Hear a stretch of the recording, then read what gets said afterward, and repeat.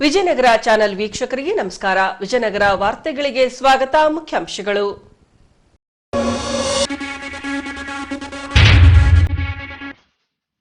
ಮುನಿರಾಬಾದ್ನ ಕಾಡಾ ಕಚೇರಿಯಲ್ಲಿ ನಡೆದ ನೀರಾವರಿ ಸಲಹಾ ಸಮಿತಿ ಸಭೆ.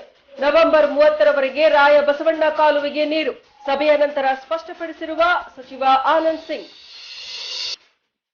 ಅಗ್ನಿಪಥ್ ಯೋಜನೆಗೆ ದೇಶವ್ಯಾಪಿ ವಿರೋಧ. ಯೋಜನೆಯನ್ನ ಕೈಬಿಡುವಂತೆ ಕೇಂದ್ರ ಸರ್ಕಾರಕ್ಕೆ ಆಗ್ರಹಿಸಿರುವ ಎಐಡಿವೈಒ ಸಂಘಟನೆ. ಬದರ್ ಹುಕುಂ ಸಾಗುವಳಿದಾರರಿಗೆ ವಿತರಣೆಗೊಂಡ ಸಾಗುವಳಿ ಪ್ರಮಾಣ ಪತ್ರ. ಆತಂಕದಲ್ಲಿದ್ದ ರೈತರು ನಿರಾಳ. ಸಚಿವ ಆನಂದ್ ಸಿಂಗ್ ಸ್ಪಷ್ಟ. ಹೊಸಮಲ್ಪನಗುಡಿಯ ಸರ್ಕಾರಿ ಶಾಲೆಯಲ್ಲಿ ನಡೆದ ಅಂತಾರಾಷ್ಟ್ರೀಯ ಯೋಗ ದಿನಾಚರಣೆ. ವಿದ್ಯಾರ್ಥಿಗಳು ಹಾಗೂ ಗುರುವೃಂದ ಭಾಗಿ. ವಾರ್ತಾ ಮತ್ತು ಪ್ರಸಾರ ಸಚಿವಾಲಯದಿಂದಲೂ ವಿಜಯನಗರ ಕಾಲೇಜಿನಲ್ಲಿ ಆಚರಣೆಗೊಂಡ ಯೋಗ ದಿನಾಚರಣೆ. ಮಳೆಗಾಗಿ ಪ್ರಾರ್ಥಿಸಿ ನಡೆದ ತನುವಕೊಡದ ಮೆರವಣಿಗೆ. ಧಾರ್ಮಿಕೋತ್ಸವಕ್ಕೆ ಸಾಕ್ಷಿಯಾದ ಅನಂತಶಯನಗುಡಿ ಭಕ್ತ ಸಮೂಹ. ಈಗ ವಾರ್ತೆಗಳ ವಿವರ.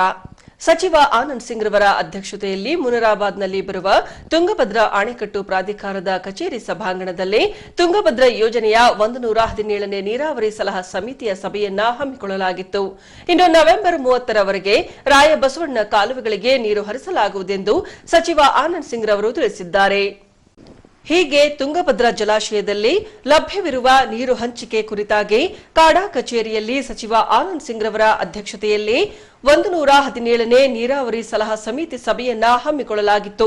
ಈ ವೇಳೆ ಬಳ್ಳಾರಿ, ಕೊಪ್ಪಳ, ರಾಯಚೂರು, ವಿಜಯನಗರ ಜಿಲ್ಲೆಗಳ ಸಚಿವರು, ಶಾಸಕರು, ಸಂಸದರು, ನೀರಾವರಿ ಅಧಿಕಾರಿಗಳು, ಕೃಷಿ ಹಾಗೂ ಜಿಲ್ಲಾಧಿಕಾರಿಗಳು ಸಭೆ ನಡೆಸಿ ತುಂಗಭದ್ರಾ ಎಡ ಹಾಗೂ ಬಲದಂಡೆ ಕಾಲುವೆಗಳಿಗೆ ನೀರು ಹರಿಸುವ ಕುರಿತಾಗಿ ಚರ್ಚಿಸಿದರು. ಬಳಿಕ ಮಾಧ್ಯಮಗಳೊಂದಿಗೆ ಮಾತನಾಡಿದ ಸಚಿವ ಆನಂದ್ ಸಿಂಗ್ ರವರು ಮುಂದಿನ ಸಭೆಗೆ ಎಲ್ಲಾ ಜಿಲ್ಲೆಗಳ ಜಿಲ್ಲಾಧಿಕಾರಿಗಳು ಹಾಗೂ ಸಿಇಒಗಳು ಕಡ್ಡಾಯವಾಗಿ ಸಭೆಗೆ ಆಗಮಿಸಬೇಕು. ಇಲ್ಲದಿದ್ದಲ್ಲಿ ಮುಖ್ಯಮಂತ್ರಿಗಳ ಗಮನಕ್ಕೆ ತರಲಾಗುವುದೆಂದರು. ಆದರೆ ಬರುವಂತ ಸಭೆಯಲ್ಲಿ ಕಡ್ಡಾಯವಾಗಿ ಪ್ರತಿಯೊಂದು ಜಿಲ್ಲಾಧಿಕಾರಿ, ಎಸ್ಪಿ ಮತ್ತು ಸಿಇಒಗಳು ಕಡ್ಡಾಯವಾಗಿ ಬರಲೇಬೇಕು ಅಂತ ಹೇಳಿ, ಬರದೇ ಹೋದರೆ ಚೀಫ್ ಸೆಕ್ರೆಟರಿ ಮತ್ತು ಮುಖ್ಯಮಂತ್ರಿಗಳ ಗಮನಕ್ಕೆ ನಾವು ತರ್ತೀವಿ ಅಂತ ಹೇಳಿ ಇವತ್ತು ಸಭೆಯಲ್ಲಿ ತೀರ್ಮಾನ ತಗೊಂಡಿದ್ವಿ. ಬರಲೇಬೇಕು ಕಡ್ಡಾಯವಾಗಿ. ಇನ್ನು ಕಾಲುವೆಗಳ ಆಧುನೀಕರಣದಿಂದಾಗಿ 6.5 ಟಿಎಂಸಿ ನೀರು ಉಳಿತಾಯ ಆಗಲಿದೆ. ಈ ನೀರು ರಾಯ ಬಸವಣ್ಣ ಕಾಲುವೆಗೆ ಹರಿಸಲು ಸಹಕಾರಿಯಾಗಲಿದೆ ಎಂದು ಸಭೆಯಲ್ಲಿ ಚರ್ಚಿಸಲಾಗಿದೆ ಎಂದರು. ಅದೇ ರೀತಿ ಕೆಲವು ನೀರಿನ ಲೀಕೇಜಸ್ ಆಗ್ತದೆ. ಯಾಕಂದ್ರೆ ಕೊನೆ ಭಾಗದ ರೈತರಿಗೆ ನೀರು ಹೋಗ್ತಾ ಇಲ್ಲ ಅನ್ನೋದು ಕಾರಣ ಏನಂದ್ರೆ ನೀರು ಪೋಲ್ ಆಗ್ತಾ ಇದೆ. ಯಾಕಂದ್ರೆ ಕಾಲುವೆಗಳು ದುರಸ್ಥಿತಿ ಇರೋದ್ರಿಂದ ಪೋಲಾಗಿ ಕೊನೆ ಭಾಗದಲ್ಲಿ ಹೋಗ್ತಾ ಇಲ್ಲ. ಆದರೆ ಇದಕ್ಕೆ ಸರ್ಕಾರದಲ್ಲಿ ದುಡ್ಡಿಲ್ಲ ನಮಗೆ ಅಂಥೇಳಿ ಕೆಲವು ಅಧಿಕಾರಿಗಳು ನನ್ನ ಗಮನಕ್ಕೆ ತಂದಿದ್ದಾರೆ. ನಾವು ಅದ್ರ ಜೊತೆಗೆ 24ನೇ ತಾರೀಕು ಈ ಅಂಜನಾದ್ರಿ ಬೆಟ್ಟದ ಒಂದು ಸಭೆ ಇರೋದ್ರಿಂದ ಆ ಸಭೆಯಲ್ಲಿ ಮುಖ್ಯಮಂತ್ರಿಗಳು ಗಮನಕ್ಕೆ ತರ್ತೀವಿ. ಕೆಲವು ರೈತರು ಹೂಳು ಎತ್ತೋದ್ರಲ್ಲಿ ಈಗ ಕೆಲವು ರೈತರು ಹೇಳಿದರು, ನಾನು ಅಲ್ಲಿ ಚರ್ಚೆ ಮಾಡಿ ತಾಂತ್ರಿಕವಾಗಿ ಆನೆಕಟ್ಟಿಗೆ ಏನಾದರೂ ತೊಂದರೆ ಆಗಲ್ಲ ಅಂದರೆ ಫ್ರೀಯಾಗಿ ರೈತರು ಯಾರಾದರೂ ತೊಗೊಂಡು ಹೋಗಲಿ. ಯಾಕಂದರೆ ಹೂಳು ಸರ್ಕಾರದಿಂದ ಎತ್ತಬೇಕು ಅಂದರೆ ಸುಮಾರು ಸಾವಿರಾರು ಕೋಟಿ ಹಣ ಬೇಕಾಗುತ್ತೆ ಮತ್ತು ಅದಕ್ಕೆ ಸರಿಯಾದ ರೀತಿಯಿಂದ ನಾವು ಅದು ರೀಫಿಲ್ ಎಲ್ಲಿ ಮಾಡಬೇಕು ಅನ್ನೋದು ನಮಗೆ ಸ್ಥಳ ಇಲ್ಲ ನಮಗೆ. ಹಾಗಾಗಿ ಈಗ ಆನೆಕಟ್ಟಿಗೆ ಯಾವುದೇ ರೀತಿಯ ದುರಂತ ಆಗಬಾರ್ದು ಅನ್ನೋ ರೀತಿಯಲ್ಲಿ ಈಗ ನಾವು ಕ್ಲಸ್ಟರ್ಸ್ ಏನು ಮಾಡ್ತೀವಿ, ಈಗ ಕ್ವಾರಿಗಳು ಈ ಭಾಗದಲ್ಲಿ ಮಾಡಬೇಕು ಅನ್ನೋದನ್ನು ಆ ರೀತಿ ಕ್ಲಸ್ಟರ್ಸ್ ಆಯ್ಕೆ ಮಾಡಿದ್ರೆ ಯಾರಾದರೂ ತೊಗೊಂಡು ಹೋಗ್ರಿ, ಫ್ರೀಯಾಗಿ ತೊಗೊಂಡು ಹೋಗ್ಬೋದು ಅನ್ನೋ ಒಂದು ವ್ಯವಸ್ಥೆ ಮಾಡೋಣ ಅಂಥೇಳಿ ಚರ್ಚೆ ಮಾಡಿದ್ದೀವಿ. ಯಾಕಂದರೆ ಹೂಳು ಅಟ್ಲೀಸ್ಟು ಫ್ರೀಯಾಗಿ ಇವತ್ತು ಯಾರಾದರೂ ಗ್ರಾವೆಲ್ ಹೊಡಿಬೇಕಂದ್ರೆ DMG ಅವರು ಬರ್ತಾರೆ, ಪೊಲೀಸರು ಬರ್ತಾರೆ, ಹಿಡ್ಕೊಂಡು ಹೋಗ್ತಾರೆ. ನಮಗೆ ಬೇಕಾಗಿರೋದು ಹೂಳು ಖಾಲಿ ಆಗಬೇಕು. ಎಷ್ಟು ಹೂಳು ಖಾಲಿ ಆಗುತ್ತೋ ಅಷ್ಟು ನೀರು ಇಲ್ಲಿ ನಮಗೆ ಸ್ಟೋರೇಜ್ಗೆ ಜಾಗ ಸಿಗುತ್ತೆ. ಇದು ನಾನು ಮುಖ್ಯಮಂತ್ರಿಗಳ ಜೊತೆನೂ ಚರ್ಚೆ ಮಾಡಿ ಅದಕ್ಕೆ ಅವಕಾಶ ಮಾಡಿಕೊಡೋದ್ರಿಂದ ನಮಗೂ ಒಳ್ಳೆಯದೇನೋ ಅಂಥೇಳಿ ಸ್ವಲ್ಪ ತಾಂತ್ರಿಕ ಸಲಹೆಗಾರಿಂದನೂ ಸ್ವಲ್ಪ ಸಲಹೆಗಳು ತೊಗೊಂಡು ಇದು ಫ್ರೀಯಾಗಿ ಕೊಡಬೇಕು ಅಂತ ಹೇಳಿನೂ ಚರ್ಚೆ ಮಾಡಿದ್ವಿ. ಎಲ್ಲರೂ ಒಪ್ಕೊಂಡಿದ್ದಾರೆ. ನಾನು ಮುಖ್ಯಮಂತ್ರಿಗಳು ಮತ್ತು ಸೆಕ್ರೆಟರಿ ಜೊತೆಗೆ ಚರ್ಚೆ ಮಾಡ್ತಾ ಇದ್ದೀನಿ, ಮಾಡಬೇಕಂತ ಅಂದ್ಕೊಂಡಿದ್ದೀನಿ. TB ಬೋರ್ಡ್ ಸೆಕ್ರೆಟರಿ ಕೇಳಿದ್ರೆ ಅವ್ರದ್ದು ಯಾವುದೇ ರೀತಿಯ ತೊಂದರೆ ಇಲ್ಲ, ನಾವು ಕೊಡ್ತೀವಿ ಇದು ತೊಗೊಂಡು ಹೋಗೋದಕ್ಕೆ ಅಂತ ಹೇಳಿ.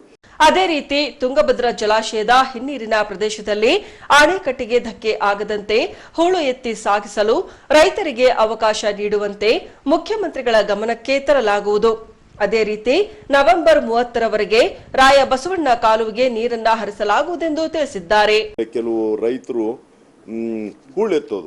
ಹೂಳು ಎತ್ತೋದ್ರಲ್ಲಿ ಈಗ ಕೆಲವು ರೈತರು ಹೇಳಿದ್ರು, ನಾನು ಅಲ್ಲಿ ಚರ್ಚೆ ಮಾಡಿ ತಾಂತ್ರಿಕವಾಗಿ ಆನೆಕಟ್ಟಿಗೆ ಏನಾದರೂ ತೊಂದರೆ ಆಗಲ್ಲ ಅಂದರೆ ಫ್ರೀಯಾಗಿ ರೈತರು ಯಾರಾದರೂ ತೊಗೊಂಡು ಹೋಗಲಿ. ಯಾಕಂದರೆ ಹೂಳು ಸರ್ಕಾರದಿಂದ ಎತ್ತಬೇಕು ಅಂದರೆ ಸುಮಾರು ಸಾವಿರಾರು ಕೋಟಿ ಹಣ ಬೇಕಾಗುತ್ತೆ ಮತ್ತು ಅದಕ್ಕೆ ಸರಿಯಾದ ರೀತಿಯಿಂದ ನಾವು ಅದು ರೀಫಿಲ್ ಎಲ್ಲಿ ಮಾಡಬೇಕು ಅನ್ನೋದು ನಮಗೆ ಸ್ಥಳ ಇಲ್ಲ ನಮಗೆ. ಹಾಗಾಗಿ ಈಗ ಆಣೆಕಟ್ಟಿಗೆ ಯಾವುದೇ ರೀತಿಯ ದುರಂತ ಆಗಬಾರ್ದು ಅನ್ನೋ ರೀತಿಯಲ್ಲಿ ಈಗ ನಾವು ಕ್ಲಸ್ಟರ್ಸ್ ಏನು ಮಾಡ್ತೀವಿ, ಈಗ ಕ್ವಾರಿಗಳು ಈ ಭಾಗದಲ್ಲಿ ಮಾಡಬೇಕು ಅನ್ನೋದನ್ನು ಆ ರೀತಿ ಕ್ಲಸ್ಟರ್ಸ್ ಆಯ್ಕೆ ಮಾಡಿದ್ರೆ ಯಾರಾದರೂ ತೊಗೊಂಡು ಹೋಗ್ರಿ ಫ್ರೀಯಾಗಿ ತೊಗೊಂಡು ಹೋಗ್ಬೋದು ಅನ್ನೋ ಒಂದು ವ್ಯವಸ್ಥೆ ಮಾಡೋಣ ಅಂಥೇಳಿ ಚರ್ಚೆ ಮಾಡಿದ್ದೀವಿ. ಯಾಕಂದರೆ ಹೂಳು ಅಟ್ಲೀಸ್ಟು ಫ್ರೀಯಾಗಿ ಇವತ್ತು ಯಾರಾದರೂ ಗ್ರಾವೆಲ್ ಹೊಡಿಬೇಕಂದ್ರೆ DMG ಅವರು ಬರ್ತಾರೆ, ಪೊಲೀಸರು ಬರ್ತಾರೆ, ಹಿಡ್ಕೊಂಡು ಹೋಗ್ತಾರೆ.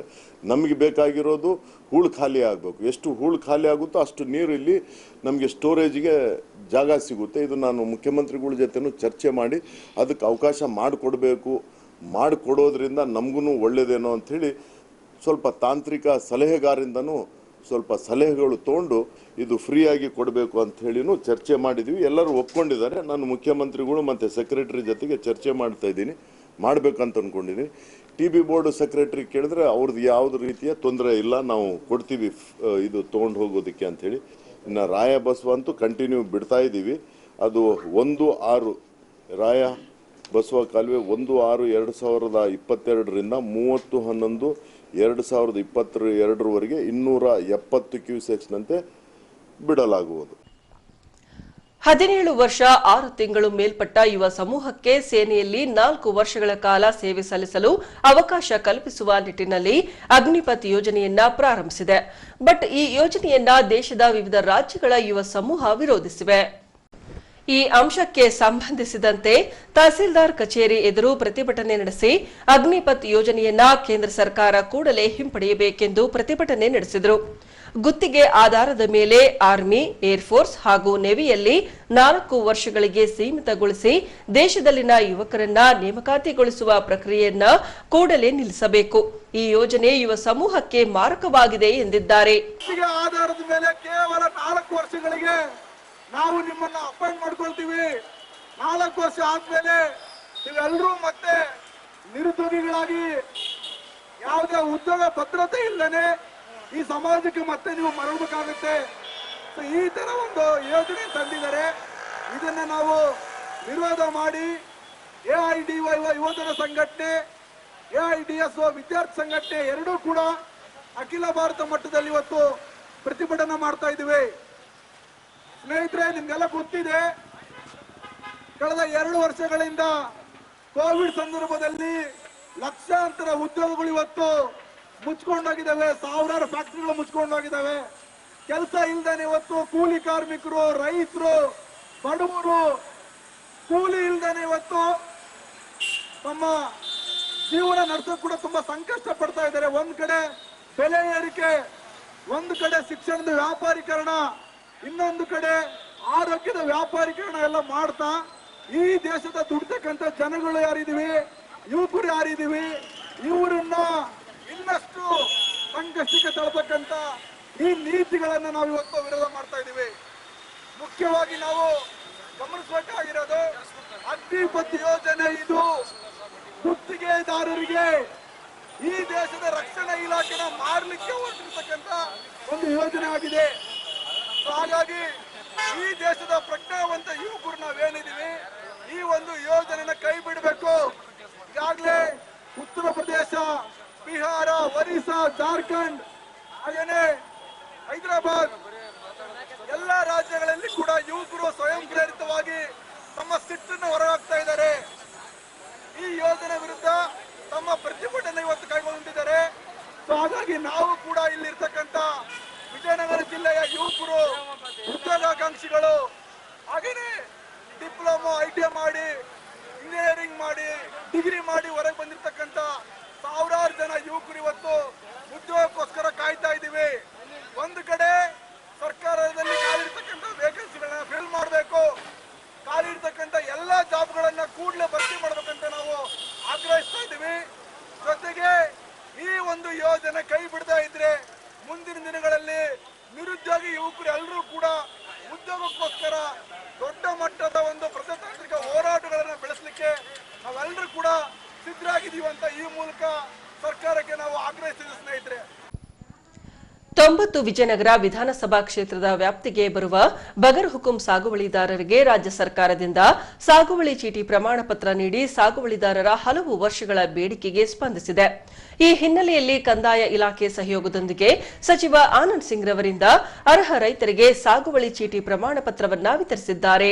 ಹೀಗೆ ಹೊಸಪೇಟೆ ನಗರದ ಜಿಲ್ಲಾ ಒಳ ಕ್ರೀಡಾಂಗಣದ ಸಭಾಂಗಣದಲ್ಲಿ ಕಂದಾಯ ಇಲಾಖೆ ಹಾಗೂ ಜಿಲ್ಲಾಡಳಿತ ಸೇರಿದಂತೆ ಬಗರ್ ಹುಕುಂ ಸಕ್ರಮೀಕರಣ ಸಮಿತಿಯ ಸಹಯೋಗದಲ್ಲಿ ದೀಪ ಬೆಳಗಿಸುವ ಮೂಲಕ ಬಗರ್ ಹುಕುಂ ಸಾಗುವಳಿ ಚೀಟಿ ಪ್ರಮಾಣ ಪತ್ರ ವಿತರಣಾ ಕಾರ್ಯಕ್ರಮಕ್ಕೆ ಚಾಲನೆ ನೀಡಲಾಯಿತು. ಈ ವೇಳೆ ತಹಸೀಲ್ದಾರ್ ವಿಶ್ವಜಿತ್ ಮೆಹತಾರ್ ಅವರು ಸಾಗುವಳಿ ಚೀಟಿ ಪ್ರಮಾಣ ಪತ್ರ ವಿತರಣೆ ಕುರಿತು ಮಾತನಾಡಿ 4 ಎಕರೆ 98 ಸೆಂಟ್ಸ್ ಜಮೀನು ಹೊಂದಿರುವ ಅರ್ಹ ಫಲಾನುಭವಿಗಳಿಗೆ ಮಾತ್ರ ಸಾಗುವಳಿ ಪತ್ರವನ್ನ ನೀಡಲಾಗುತ್ತಿದೆ. ಈಗಾಗಲೇ ಸಚಿವ ಆನಂದ್ ಸಿಂಗ್ ರವರಿಂದ ಈ ಹಿಂದೆ 37 ಫಲಾನುಭವಿಗಳಿಗೆ ಸಾಗುವಳಿ ಪತ್ರ ನೀಡಲಾಗಿದ್ದು, ಈಗ ಪುನಃ 32 ಫಲಾನುಭವಿಗಳಿಗೆ ಸಾಗುವಳಿ ಪತ್ರವನ್ನ ನೀಡಲಾಗುತ್ತಿದೆ ಎಂದರು.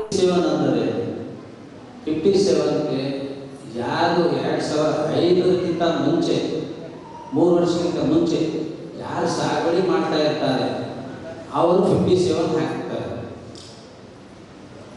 ಇದಕ್ಕಿಂತ ಮೊದಲು ಫಾರ್ಮ್ 50 ಹಾಕಿ 3/4/1987ರಲ್ಲಿ 50 ಅರ್ಜಿ ಹಾಕಿದೆ.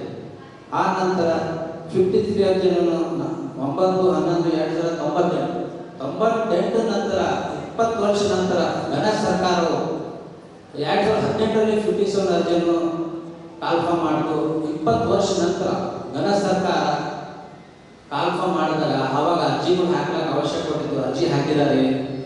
ಈಗಾಗಲೇ ಮಾನ್ಯ MLA ಸರ್ ಅವರು 29/4/2022ರಂದು ಈಗಾಗಲೇ 37 ಸಾಗುವಳಿ ಚೀಟಿಯನ್ನು ನೀಡಿರುತ್ತಾರೆ. ಇದೇ ತಹಶೀಲ್ ಕಚೇರಿಯಲ್ಲಿ ಇವತ್ತು ದಿವಸವೂ ಕೂಡ ಮಾನ್ಯ ಶಾಸಕರು 32 ಜನರಿಗೆ ಸಾಗುವಳಿ ಚೀಟಿಯನ್ನು ನೀಡ್ತಾರೆ. ಸಾಗುವಳಿ ಚೀಟಿ ಎಷ್ಟು ಎಕರೆ ಇರಬೇಕಂದ್ರೆ 4 ಎಕರೆ 98 ಸೆಂಟ್ಸ್ ಇರಬೇಕು. ಅವ್ರ ಜಮೀನು ಹಿಡ್ಕೊಂಡು ಅವ್ರ ಕುಟುಂಬದಲ್ಲಿ 4 ಎಕರೆ 98 ಹೆಚ್ಚಿಗಿರುವ ಅಂಥವ್ರಿಗೆ ನಾವು ಸಾಗುವಳಿ ಚೀಟಿ ನೀಡ್ತೀವಿ. ಇದು 20 ವರ್ಷ ನಂತರ ಕಾಲ್ಫಾರ್ಮ್ ಮಾಡಿದ ಸಲುವಾಗಿ ಮಾನ್ಯ ಶಾಸಕರ ಒಂದು ಗಾಳಿ ವಹಿಸಿ ಸಾಹೇಬ್ ದಿವಸ ಹೇಳಿದ್ರು ಪಟ್ಟ ಕೊಡೋಣ ರೆಡಿ ಮಾಡೋದು ಇವ್ರ ಕಾಳಜಿಯಿಂದ ಆಗಿದಂತೆ ಕೆಲಸಗಳು. 20 ವರ್ಷ ನಂತರ ಯಾರು ಪಟ್ಟ ಕೊಟ್ಟಿಲ್ಲ ಇಲ್ಲಿವರೆಗೂ. 20 ವರ್ಷ ಯಾರು ಕೊಟ್ಟಿಲ್ಲ ಸಾಹೇಬ್ ಪಕ್ಷದಲ್ಲಿ ಅವ್ರ ಬುದ್ಧಿನ ವಹಿಸಿ 37 ಪಟ್ಟ ಕೊಟ್ಟಿದ್ದಾರೆ. ಈಗ 32 ಕೊಡ್ತಾ ಇದ್ದಾರೆ ಸಾಹೇಬ್ ಇವತ್ತು ದಿವಸ. ಹಾಗೆ ಇನಾಮ್ ಜಮೀನಿಂದ ಏನಿದೆ 1 ವರ್ಷ ಕಾಲಾವಧಿ ಕೊಟ್ಟಿದ್ದಾರೆ. ಇನಾಮ್ ಜಮೀನಿಗೆ ಅರ್ಜಿ ಹಾಕ್ಬೋದು. ನಮ್ಮನೆ 1A ಅದರಲ್ಲಿ ನಾವು ಅರ್ಜಿ ಹಾಕಿದ್ರೆ ಅದನ್ನ ಏನು ಮಾಡ್ತೀವಿ ನಾವು ವೆರಿಫೈ ಮಾಡಿ ಸ್ಪಾಟ್ ಇನ್ಸ್ಪೆಕ್ಷನ್ ಮಾಡಿ ಅದನ್ನು ನಾವು ಫಾರ್ಮ್ 2 ಕೊಡ್ತೀವಿ. ಫಾರ್ಮ್ 2 ಅದನ್ನು 1 ವರ್ಷ ಜನವರಿ 1 ವರ್ಷ ಮುಂದಿನ 1 ವರ್ಷ ತನಕ ಇದೆ ಜನವರಿ. ಹಾಗೆ 57 ಏನು ಮಾಡಿದ್ದಾರೆ ಮೊನ್ನೆ 35ಕ್ಕೆ ಮತ್ತೆ 1 ವರ್ಷ ಕಾಲಾವಧಿ ವಿಸ್ತರಣೆ ಮಾಡಿದ್ದಾರೆ. ತಾವು ಬೇಕಾದ್ರೆ ಇನ್ನೂ 57ಕ್ಕೆ ಅರ್ಜಿ ಹಾಕ್ಬೋದು. ಮುಂದಿನ ಮೇವರೆಗೆ ಕಾಲಾವಕಾಶ ನೀಡಿರ್ತಾರೆ. 57 ಅರ್ಜಿ ಹಾಕ್ಬೋದು ಮೇವರೆಗೆ, ಮುಂದಿನ 2023 ಮೇವರೆಗೆ ಅರ್ಜಿ ಹಾಕ್ಬೋದು. ಅದರಲ್ಲಿ ಈಗಾಗಲೇ ಹೇಳಿದಂತೆ 57 ಅರ್ಜಿ ಬಗ್ಗೆ ತಾವು ಇನ್ನೂ 1 ವರ್ಷ ಕಾಲಾವಧಿ ಇದೆ, ಅದಕ್ಕೆ ತಾವು ಅರ್ಜಿ ಹಾಕ್ಬೋದು. ಇನಾಮ್ ಜಮೀನು ಏನಿದೆ ಜನವರಿವರೆಗೆ ಇದೆ ಕಾಲಾವಕಾಶ. ಇನಾಮ್ ಫಾರ್ಮ್ 1 ಫಾರ್ಮ್ ನಂಬರ್ 1A ಅದು ಹಾಕ್ಬೇಕು. ನಮ್ಮ ನಾಟ್ ಕಚೇರಿಯಲ್ಲಿ ಇದೆ, ಹತ್ತಿರ ಇದೆ, ನಮ್ಮ ತಹಶೀಲ್ ಆಫೀಸಲ್ಲಿದೆ. ನಾವು ಬೇಕಾದ್ರೂ ಬಂದು ತಗೊಂಡು ಹೋಗ್ಬೋದು. ಹಾಗೆ ಪಾಂಪ್ಲೆಟ್ ಮಾಡಿದ್ದಾರೆ ನಮ್ಮ ಕುಲಕರ್ಣಿ ಸಾಹೇಬರು ಪಾಂಪ್ಲೆಟ್ ಮಾಡಿದ್ದಾರೆ, ಅದು ವಿಸ್ತಾರವಾಗಿ ಪಾಂಪ್ಲೆಟ್ ಮಾಡಿದ್ದಾರೆ. ಬಳಿಕ ಸಚಿವ ಆನಂದ್ ಸಿಂಗ್ ರವರಿಂದ ಅರ್ಹ 32 ಫಲಾನುಭವಿಗಳಿಗೆ ಸಾಗುವಳಿ ಪತ್ರಗಳನ್ನು ನೀಡಿದ ನಂತರ ಮಾತನಾಡಿ, ಸರ್ಕಾರಿ ಜಮೀನಿನಲ್ಲಿ ಸಾಗುವಳಿ ಮಾಡಿಕೊಂಡು ಬರುತ್ತಿದ್ದ ರೈತರಿಗೆ ರಾಜ್ಯ ಸರ್ಕಾರದಿಂದ ಸಾಗುವಳಿ ಪತ್ರ ನೀಡಿರುವುದರಿಂದ ರೈತರ ಆತಂಕವನ್ನ ದೂರು ಮಾಡಿದಂತಾಗಿದೆ ಎಂದರು. ಅದೇ ರೀತಿ 69 ಫಲಾನುಭವಿಗಳಿಗೆ 109 ಎಕರೆ ಜಮೀನನ್ನ ಹಂಚಿಕೆ ಮಾಡಲಾಗಿದೆ. ಉಳಿದ ಅರ್ಹ ಫಲಾನುಭವಿಗಳು ಅರ್ಜಿ ಹಾಕಲು 2023 ಜನವರಿ 1ರವರೆಗೆ ಸರ್ಕಾರದಿಂದ ಅವಕಾಶ ಕಲ್ಪಿಸಿಕೊಡಲಾಗಿದೆ ಎಂದು ತಿಳಿಸಿದರು. ಈ ಅಂಶವನ್ನ ಗ್ರಾಮ ಪಂಚಾಯಿತಿ ಮಟ್ಟದಲ್ಲಿ ಸಭೆ ನಡೆಸಿ ಫಲಾನುಭವಿಗಳಿಗೆ ತಿಳುವಳಿಕೆ ನೀಡುವಂತೆ ತಹಸೀಲ್ದಾರ್ ಹಾಗೂ ಕಂದಾಯ ಅಧಿಕಾರಿಗಳಿಗೆ ಸೂಚಿಸಲಾಗುವುದೆಂದು ತಿಳಿಸಿದ್ದಾರೆ. ಸುಮಾರು ರೈತರು ಇವತ್ತು ಸುಮಾರು ವರ್ಷದಿಂದ ಈ ಬಗಲು ಹುಕುಮಿನ ಸರ್ಕಾರದ ಭೂಮಿಯನ್ನ ಮಾಡ್ತಾ ಇರ್ತಕ್ಕಂಥವರಿಗೆ ಭೂಮಿ ವಿತರಣೆ ಮಾಡ್ತಾ ಇರ್ತಕ್ಕಂಥದ್ದು ಸುಮಾರು ವರ್ಷದಿಂದ ಸರ್ಕಾರದಲ್ಲಿ ನೆನೆಗೆ ಬಿದ್ದಿತ್ತು. ಆದರೆ ನಮ್ಮ ಸರ್ಕಾರ ಬಂದ ಮೇಲೆ ಸುಮಾರು ಇಲ್ಲಿವರೆಗೆ ನಾವು ಸುಮಾರು 69 ರೈತರಿಗೆ ಪಟ್ಟಗಳನ್ನು ವಿಸ್ತರಣೆ ಮಾಡುವಂತ ಕಾರ್ಯಕ್ರಮ ಮಾಡ್ತಾ ಇದ್ವಿ. ಅದರಲ್ಲಿ 135 ಎಕರೆ ನಾವು ಹಂಚಿಕೆಯನ್ನ ಮಾಡಿದ್ದೀವಿ. ಅಂದರೆ ಸರ್ಕಾರಿ ಭೂಮಿ 135 ಎಕರೆ. ಈಗ ಯೋಗ ದಿನಾಚರಣೆ ಕುರಿತು ವರದಿ. ದಿನಾಂಕ 21ರಂದು ಅಂತಾರಾಷ್ಟ್ರೀಯ ಯೋಗ ದಿನಾಚರಣೆ ಹಮ್ಮಿಕೊಳ್ಳಲಾಗಿತ್ತು. ಈ ಭಾಗವಾಗಿ ಹೊಸಪೇಟೆ ತಾಲೂಕಿನ ಹಂಪಿ ರಸ್ತೆಯಲ್ಲಿ ಬರುವ ಸರ್ಕಾರಿ ಹಿರಿಯ ಪ್ರಾಥಮಿಕ ಶಾಲೆಯಲ್ಲಿ ಇಲ್ಲಿನ ಗುರುವೃಂದ ಹಾಗೂ ವಿದ್ಯಾರ್ಥಿಗಳಿಂದ 8ನೇ ವರ್ಷದ ಅಂತಾರಾಷ್ಟ್ರೀಯ ಯೋಗ ದಿನಾಚರಣೆ ಹಮ್ಮಿಕೊಳ್ಳಲಾಗಿತ್ತು. ಈ ಭಾಗವಾಗಿ ವಿವಿಧ ಭಂಗಿಯಲ್ಲಿ ವಿದ್ಯಾರ್ಥಿಗಳಿಗೆ ಯೋಗಾಭ್ಯಾಸ ನಡೆಸಿಕೊಡುವ ಮೂಲಕ ಯೋಗಾಭ್ಯಾಸದ ಮಹತ್ವದ ಕುರಿತು ವಿದ್ಯಾರ್ಥಿಗಳಿಗೆ ಪರಿಚಯಿಸಿಕೊಡಲಾಯಿತು. ಇನ್ನು ಇದೇ ಸಂದರ್ಭದಲ್ಲಿ ಇದೇ ಶಾಲೆಯ ರಘುವೀರ್ ಹಾಗೂ ಅಕ್ಷಯ್ ಎಂಬ ವಿದ್ಯಾರ್ಥಿಗಳು ಗಂಗಾವತಿ ಹಾಗೂ ಹೊಸಪೇಟೆಯಲ್ಲಿ ನಡೆದ ಕರಾಟೆ ಸ್ಪರ್ಧೆಯಲ್ಲಿ ಉತ್ತಮ ಪ್ರದರ್ಶನ ನೀಡಿ ಪದಕ ಹಾಗೂ ಬಹುಮಾನ ತಂದ ವಿದ್ಯಾರ್ಥಿಗಳಿಗೆ ಶಾಲಾ ಮುಖ್ಯ ಗುರುಗಳು ಸನ್ಮಾನಿಸಿ ಪ್ರೋತ್ಸಾಹಿಸಿದರು. ಅದೇ ರೀತಿ ಹೊಸಪೇಟೆಯ ವಿಜಯನಗರ ಕಾಲೇಜಿನಲ್ಲಿ ವಾರ್ತಾ ಮತ್ತು ಪ್ರಸಾರ ಸಚಿವಾಲಯದಿಂದ ಅಂತಾರಾಷ್ಟ್ರೀಯ ಯೋಗ ದಿನಾಚರಣೆ ಕೈಗೊಳ್ಳಲಾಗಿತ್ತು. ಈ ಭಾಗವಾಗಿ ಹೊಸಪೇಟೆ ಪತಂಜಲಿ ಯೋಗ ಸಮಿತಿಯಿಂದ ಯೋಗಾಭ್ಯಾಸ ನಡೆಸಿಕೊಡಲಾಯಿತು.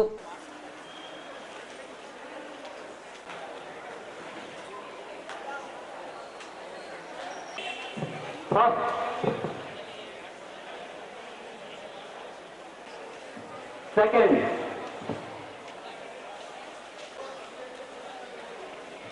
third, fourth,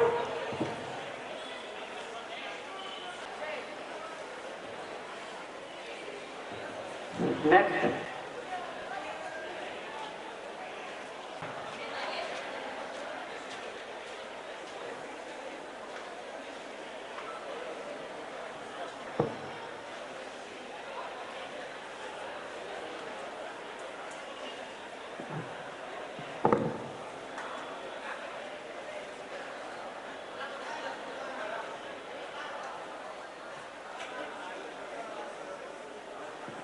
every student can do it.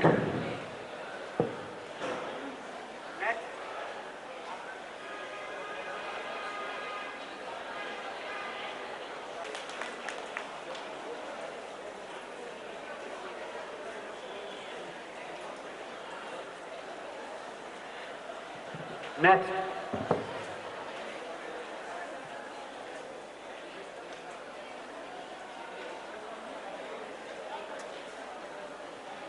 Last.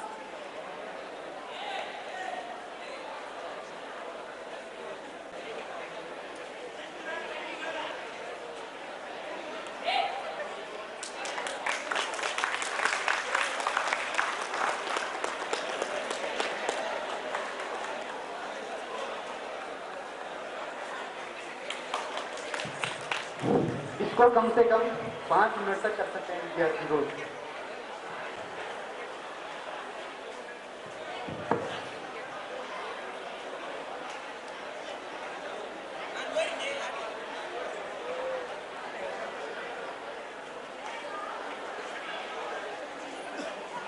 Next halasana.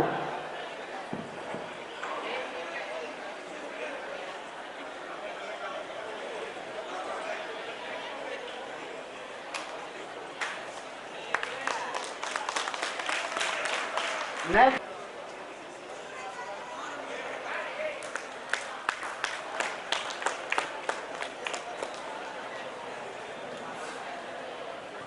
Next पाद पश्चिमोत्तानासना.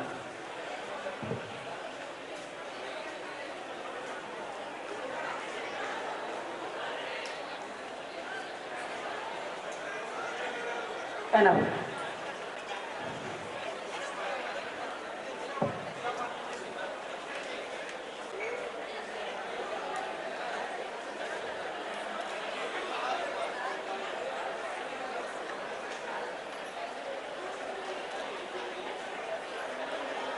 ಬಳಿಕ ಕಾಲೇಜು ಆಡಳಿತ ಮಂಡಳಿ ಅಧ್ಯಕ್ಷ ಅಸುಂಡಿ ನಾಗರಾಜ್ ಗೌಡರಿಂದ ಯೋಗಾಭ್ಯಾಸ ನಡೆಸಿಕೊಟ್ಟವರಿಗೆ ಸನ್ಮಾನಿಸಿ ಗೌರವಿಸಿದರು.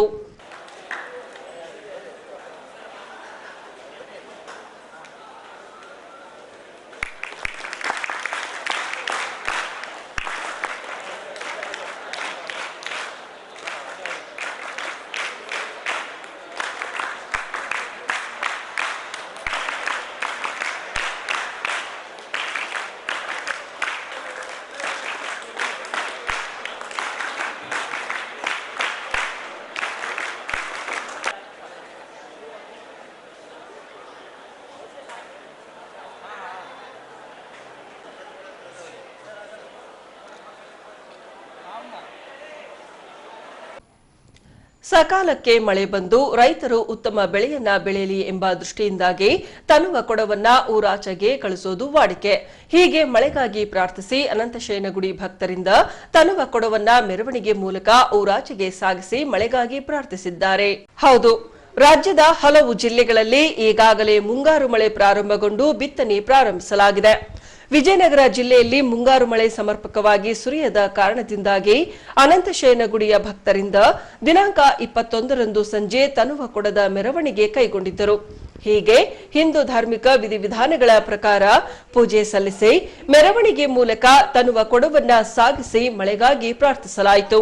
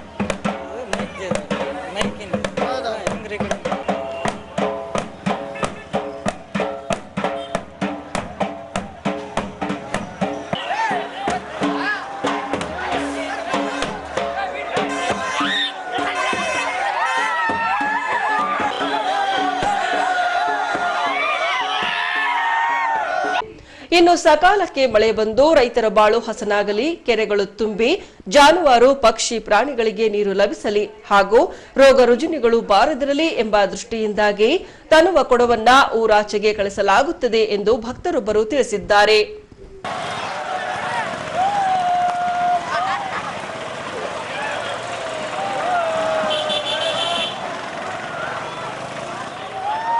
ನೂರಾರು ವರ್ಷಗಳಿಂದ ನಮ್ಮ ಹಿರೀಕರು ಈ ಜನಪದ ಸಂಸ್ಕೃತಿಯ ಪ್ರತೀಕವಾಗಿರ್ತಕ್ಕಂಥ ತನುಕೊಡ ಆಗಿರ್ಬೋದು, ಅಮ್ಮನ ಕಳಿಸುವುದಾಗೋದು, ಕಳುಹಮ್ಮ ಅಂತ ಹೇಳ್ತಾ ಇದ್ದಾರೆ ನಮ್ಮ ಗ್ರಾಮೀಣರು. ಅದು ಉದ್ದೇಶ ಇಷ್ಟೇ, ಒಂದು ಹೊಸ ಬಿಂದಿಗೆಯನ್ನು ತಗೊಂಡು ಅದರಲ್ಲಿ ಗಂಗಾ ಮಾತೆಯನ್ನು ತುಂಬಿಸ್ಕೊಂಡು ನೀನು ಕೊಡದಲ್ಲಿರ್ತಕ್ಕಂಥ ಗಂಗಾ ಮಾತೆ ಮುಂದಿನ ದಿನಗಳಲ್ಲಿ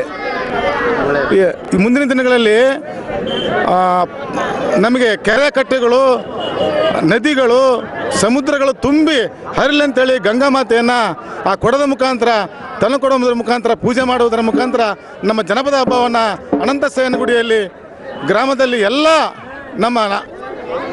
ಎಲ್ಲ ಸಮುದಾಯದ ನಾಗರಿಕರು ಭಾಳ ಸಂಭ್ರಮದಿಂದ ಆಚರಿಸ್ತಾರೆ. ಅದೇ ರೀತಿಯಾಗಿ ಅನೇಕ ಈ ಹೋಳಿಗೆ ಮಾಡುವುದರ ಮುಖಾಂತರ, ಸಂಡಿಗೆ ಕರೆಯುವುದರ ಮುಖಾಂತರ ಅನೇಕ ಸ್ವಲ್ಪ ರೋಗ ರುಜಿನಗಳು ಕಡಿಮೆ ಆಗಲಂತೇಳಿ ಎಲ್ಲ ಜನರಿಗೆ ಒಳ್ಳೆಯದಾಗಲಂತೇಳಿ ಸಂಭ್ರಮದಿಂದ ಅನಂತಶಯನ ಗುಡಿಯಲ್ಲಿ ಆಚರಣೆ ಮಾಡ್ತಾರೆ. ಅದೇ ರೀತಿಯಾಗಿ ಈ ನಮ್ಮ ಗ್ರಾಮ ರೈತಾಪಿ ಕುಟುಂಬಗಳಿಂದ ತುಂಬಿರ್ತಕ್ಕಂಥ ಗ್ರಾಮ. ಹಾಗಾಗಿ ಈ ಮಳೆ ಬೆಳೆ ಚೆನ್ನಾಗಿ ಆಗಲಂತೇಳಿ ನೂರಾರು ವರ್ಷಗಳಿಂದ ನಮ್ಮ ಪೂರ್ವಿಕರು ಆಚರಿಸ್ಕೊಂತ ಬರ್ತಾ ಇದ್ದಾರೆ. ನಮ್ಮ ಸಂಪ್ರದಾಯಗಳೇ ನಮ್ಮ ಕಾನೂನುಗಳು ಎಂಬಂತೆ ನಮ್ಮ ಜನಪದ ಹಬ್ಬಗಳು ಇನ್ನು ಹೆಚ್ಚಿನ ಮಟ್ಟದಲ್ಲಿ ನಡೆಯಲಿ ಅಂತ ಹೇಳ್ತಾ ಈ ಸಂದರ್ಭದಲ್ಲಿ ನಾನು ಮಾತನ್ನು ಮುಗಿಸ್ತೇನೆ. ಈಗ ಪೊಲೀಸ್ ಪ್ರಕಟಣೆ. ಎಷ್ಟೇ ಹಳೆಯ ಬಂಗಾರವಿರ್ಲಿ, ಪಾಲಿಶ್ ಮಾಡಿದ ಮೇಲೆ ಹೊಸದೇ ರೀತಿಯಲ್ಲಿ ಕಾಣ್ತದೆ ತಾಯಿ, ನೋಡಿ.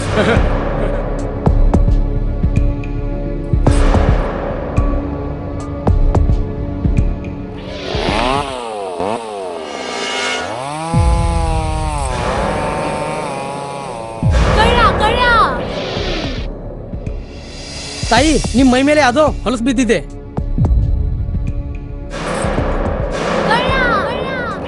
ಇಲ್ಲಿ ತಾಯಿ, ನಾನು ಪೊಲೀಸ್. ಅಲ್ಲಿ ಮುಂದೆ ದಾರಿಲಿ ದೊಡ್ಡ ಗಲಾಟೆ ಆಗಿದೆ. ಮತ್ ನೀವು ಇಷ್ಟೆಲ್ಲ ಒಡವೆ ಹಾಕೊಂಡು ತಿರುಗಾಡ್ತಾ ಇದ್ದೀರಾ. ಈ ಒಡವೆಗಳನ್ನ ಈ ವಸ್ತ್ರದಲ್ಲಿ ಕಟ್ಟಿ ಪರ್ಸ್ನಲ್ಲಿ ಇಡಿ. ಹಾಕಿ ಪರ್ಸ್ನಲ್ಲಿ ಇಡೋಣ. ಅಲ್ಲೇ ಮುಂದ್ಗಡೆ ಆಗಿದೆ. ಇದು ತಗೊಳ್ಳಿ ತಾಯಿ, ನಾನು ಬರ್ತೀನಿ. ಈ ಕಡೆಯಿಂದ ಹೋಗಿ.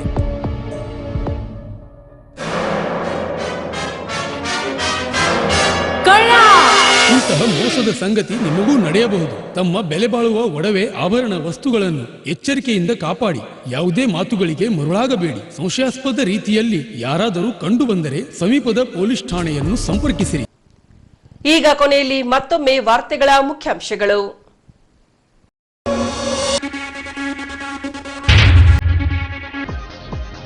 ಮುನಿರಾಬಾದ್ನ ಕಾಡಾ ಕಚೇರಿಯಲ್ಲಿ ನಡೆದ ನೀರಾವರಿ ಸಲಹಾ ಸಮಿತಿ ಸಭೆ. ನವೆಂಬರ್ 30ರವರೆಗೆ ರಾಯ ಬಸವಣ್ಣ ಕಾಲುವೆಗೆ ನೀರು. ಸಭೆಯ ನಂತರ ಸ್ಪಷ್ಟಪಡಿಸಿರುವ ಸಚಿವ ಆನಂದ್ ಸಿಂಗ್. ಅಗ್ನಿಪಥ್ ಯೋಜನೆಗೆ ದೇಶವ್ಯಾಪಿ ವಿರೋಧ. ಯೋಜನೆಯನ್ನ ಕೈಬಿಡುವಂತೆ ಕೇಂದ್ರ ಸರ್ಕಾರಕ್ಕೆ ಆಗ್ರಹಿಸಿರುವ ಎಐಡಿವೈಒ ಸಂಘಟನೆ. ಬಗರ್ ಹುಕುಂ ಸಾಗುವಳಿದಾರರಿಗೆ ವಿತರಣೆಗೊಂಡ ಸಾಗುವಳಿ ಪ್ರಮಾಣ ಪತ್ರ. ಆತಂಕದಲ್ಲಿದ್ದ ರೈತರು ನಿರಾಳ. ಸಚಿವ ಆನಂದ್ ಸಿಂಗ್ ಸ್ಪಷ್ಟ.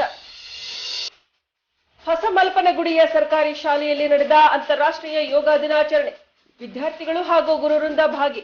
ವಾರ್ತಾ ಮತ್ತು ಪ್ರಸಾರ ಸಚಿವಾಲಯದಿಂದಲೂ ವಿಜಯನಗರ ಕಾಲೇಜಿನಲ್ಲಿ ಆಚರಣೆಗೊಂಡ ಯೋಗ ದಿನಾಚರಣೆ. ಮಳೆಗಾಗಿ ಪ್ರಾರ್ಥಿಸಿ ನಡೆದ ತನುವಕುಡದ ಮೆರವಣಿಗೆ. ಧಾರ್ಮಿಕೋತ್ಸವಕ್ಕೆ ಸಾಕ್ಷಿಯಾದ ಅನಂತಶಯನಗುಡಿ ಭಕ್ತ ಸಮೂಹ. ಇಲ್ಲಿಗೆ ವಾರ್ತಾ ಪ್ರಸಾರ ಮುಕ್ತಾಯವಾಯಿತು. ವಂದನೆಗಳೊಂದಿಗೆ ನಯನ ಉಮೇಶ್.